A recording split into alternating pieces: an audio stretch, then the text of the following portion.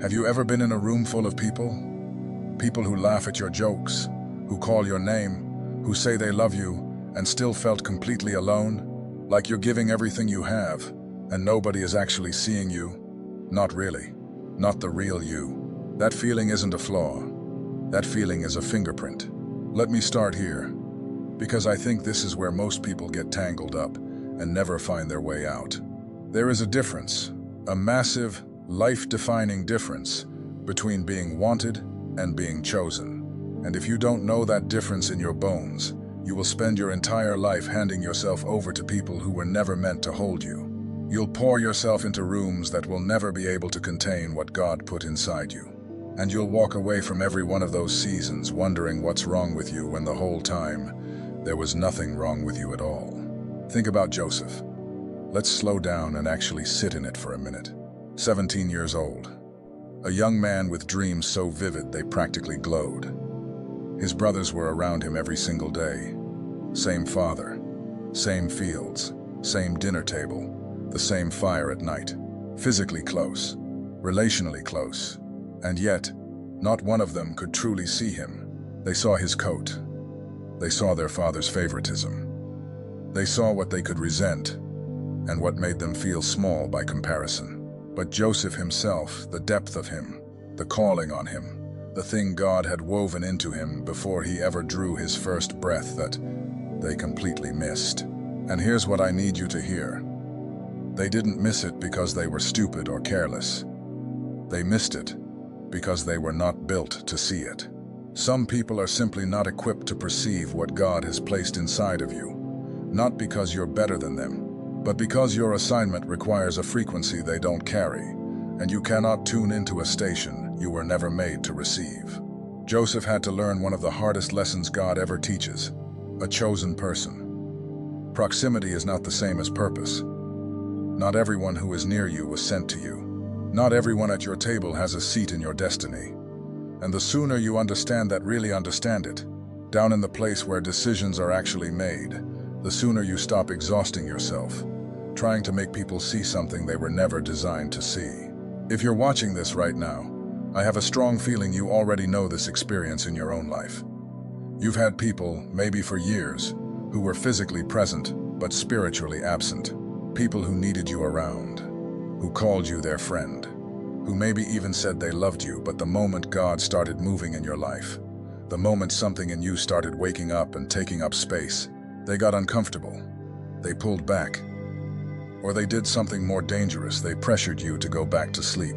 That is not rejection. That is protection. God removing something from your hands so He can place something better in them. Let me ask you something personal, and I want you to really think about this. Don't just nod and keep scrolling. Growing up, or even right now, as an adult, did you ever feel like you were watching life from behind glass? Like everyone else had a manual for how to be normal, how to want what everyone else wants, how to laugh at the right moments, and move on quickly, and somehow, you never got that manual. You watched people shake off things that would keep you awake for weeks. You watched people make decisions based purely on convenience and comfort, and something in you simply couldn't do that. Something in you always knew there was more at stake. Something in you was always listening for a sound nobody else in the room seemed to hear.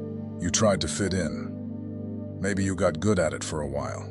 You learned to laugh louder when you felt hollow inside, to shrink the parts of yourself that made other people uncomfortable, to want less so you wouldn't seem like too much. But there was always this low hum underneath everything, this quiet, persistent awareness that something in you was different, and you didn't fully know whether to call it a gift or a curse. I'll tell you what it is. It's a mark. In the book of Ezekiel chapter 9, before judgment fell on the city, God sent a messenger ahead to mark those who mourned, who grieved, who felt the weight of what was happening around them. Everyone else had grown numb. Everyone else had adjusted to the corruption, made peace with the compromise, learned to look away and keep moving. But there was a remnant, a small, quiet, grief-filled remnant who couldn't adjust, who couldn't turn off the feeling, who couldn't stop sensing the distance between what was and what God had always intended.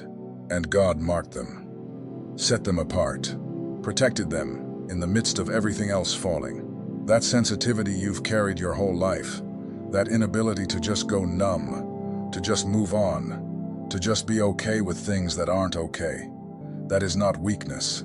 That is not something to manage or apologize for or therapize away. That is the mark of someone God set apart before they ever understood why. But here's where it gets real. That mark comes with a cost. Because when you carry something that most people around you can't understand, they will try to explain you in terms they're comfortable with. They'll call you too emotional, too intense, too sensitive, too serious, too much. They will take the very thing that makes you effective in the kingdom and frame it as a character flaw. And for a while, maybe for a very long while, you'll believe them. You'll try to quiet the thing in you that makes you feel so much. You'll try to be easier, lighter, more manageable, less. And every single time you do that, every time you turn down the volume on the thing God deliberately turned up, something inside you will grieve. Because you can't silence a calling. You can suppress it. You can run from it for years. But you cannot kill it. God does not put things in people and then change his mind. Can I be honest about something that doesn't get talked about enough even in church circles? Chosen people are often profoundly lonely people. Not because they can't connect. Not because they're antisocial or damaged or too proud to let someone in. But because the depth they carry requires a corresponding depth in return, and most people they encounter simply aren't walking in that depth yet. You end up in conversations that touch the surface and never go near the real thing. You end up in relationships that feel fine from the outside, but leave you more hollow than before. And you can't fully explain why, because nothing is technically wrong. You just know something is missing. David wrote his most piercing psalms in the wilderness alone, running, being hunted by the very man he had served faithfully. Moses encountered God at a burning bush, not in the temple, not surrounded by admirers, but alone on the backside of the desert, decades after his original dream had turned to ash. Elijah, after calling down fire from heaven in one of the most extraordinary moments in all of Scripture, sat under a tree and begged God to let him die, because he looked around and thought he was the only one left. The loneliness of a chosen person is not evidence that God abandoned you. It is evidence that God is positioning you.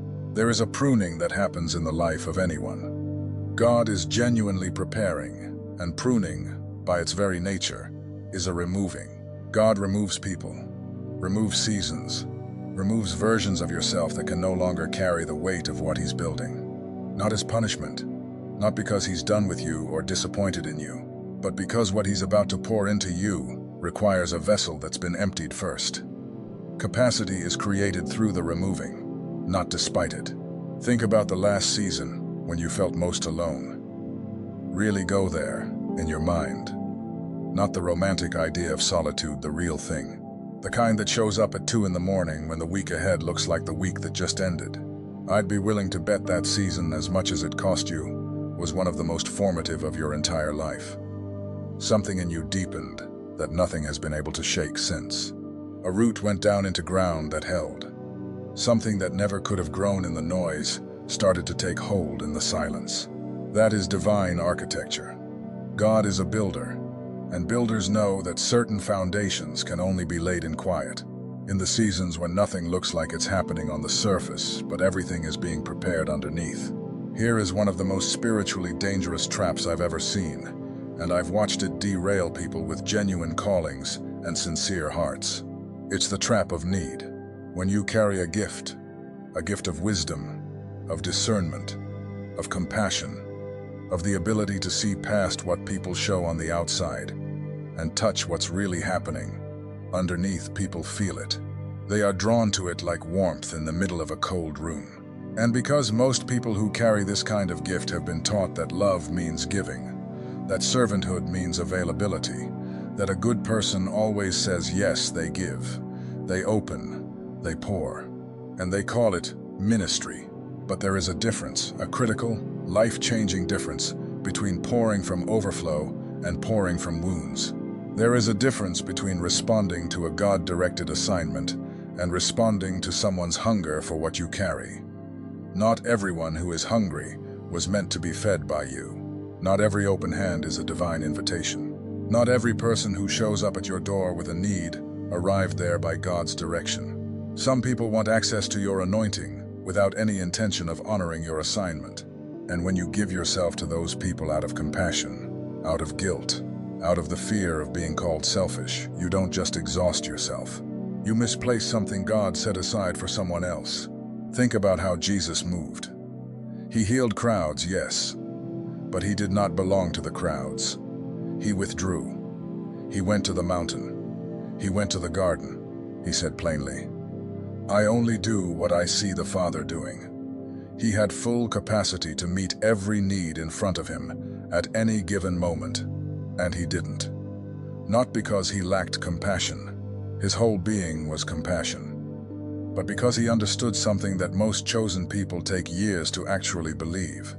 A life poured out for everyone is a calling poured out for no one. You were not built to be available to everyone. You were built to be obedient to God. And sometimes more often than you'd expect, those two things look completely different from the outside. People will call you cold, selfish, unavailable. And you'll feel the pull because you are a person of compassion to just give in, to just show up one more time because the need is real. But your calling is not a self-service station. It's a sacred trust. And I want to stop right here, because what I just said is one of the most difficult things for a chosen person to not just understand, but actually receive. To let it settle, to let it change something real. My name is George, and for years I wrestled with this exact tension. Feeling set apart, feeling like something in me was different, but not having the language or the map to understand why. Why I felt things so deeply. Why I couldn't just be content with what everyone around me seemed content with. Why the loneliness kept returning, even when my schedule was full and my relationships looked fine from the outside.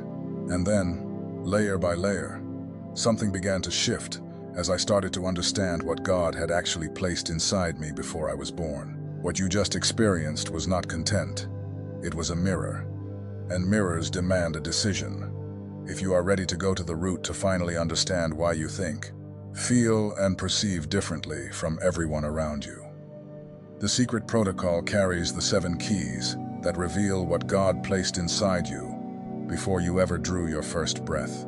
Full audiobook included for every moment of your day. Plus the awakening map as a bonus, the 5 stages of spiritual awakening mapped with clarity, showing where you are right now and what the Spirit is releasing in this season. Link pinned in the first comment, not for much longer. And you did not make it to the end without a reason. Now I want to turn this around. Because this is not only about learning to protect yourself from the wrong connections, it's equally about recognizing and deeply honoring the right ones. There are people in your life, maybe just a handful, maybe just one who don't require you to explain yourself. You walk into the room and something in your spirit relaxes. Not because they're telling you what you want to hear, but because they actually see you, the real you. And they're not afraid of it. They're not threatened by it. They don't need you to be smaller so they can feel comfortable in your presence. Those people are not accidents. Jonathan and David, Ruth and Naomi, Paul and Timothy. These aren't just friendships that happen to work out well. These are divine alignments. Connections God fashioned with intention and purpose that carry assignment inside them. And every one of those relationships had something in common. They were never built on convenience. They were forged in covenant. Built by 2 people who looked at each other in the middle of difficulty and said, "I see what God put in you, and I am not going anywhere."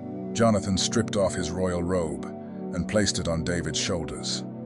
Think about what that actually costs. He was the prince. He was the heir.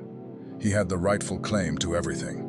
And he stripped off that identity and handed it to a shepherd boy because he recognized the hand of God on someone else's life.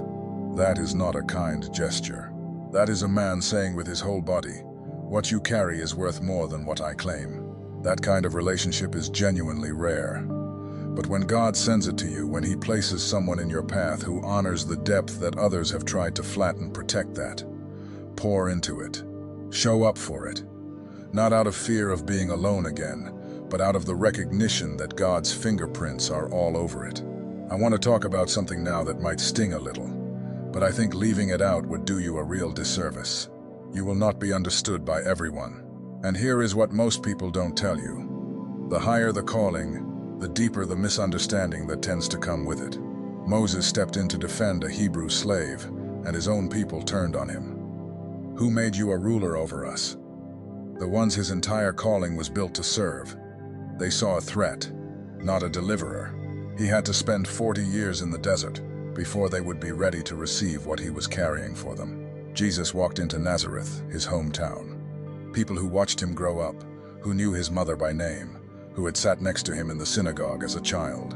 And those same familiar faces could not receive him. The scripture says he could do no mighty works there, not because the power was absent, but because their familiarity with who he used to be made it impossible for them to receive who he had become. There is something about a chosen person among the people who knew them before the awakening. Those people aren't seeing you, they're seeing the memory of you. And they will keep holding you up against that memory, calling you back to it, pressing you to return to the smaller version they were comfortable with. And they'll call that concern. They'll call that love. This is where so many people with genuine callings lose years of their lives. They go back over and over trying to earn approval from people who were never equipped to give it, trying to be seen by people whose eyes were formed before your transformation. So hear me clearly. You do not need their permission. You do not need their understanding. You don't even need their blessing because the one who chose you already blessed you before any of them entered the picture. The approval you've been searching for in those relationships was never theirs to give. It was always God's. And he settled it before you were born. So what does it actually look like in real, everyday life when a chosen person stops trying to make everyone comfortable with their calling? It looks like peace. A peace that doesn't make sense from the outside. A peace that people around you might mistake for coldness or indifference, but that you will know in the deepest, most settled part of yourself is simply alignment. The friction is gone. The exhausting effort of contorting yourself to fit where you were never designed to fit has been released. It looks like discernment that sharpens. You start to sense things earlier.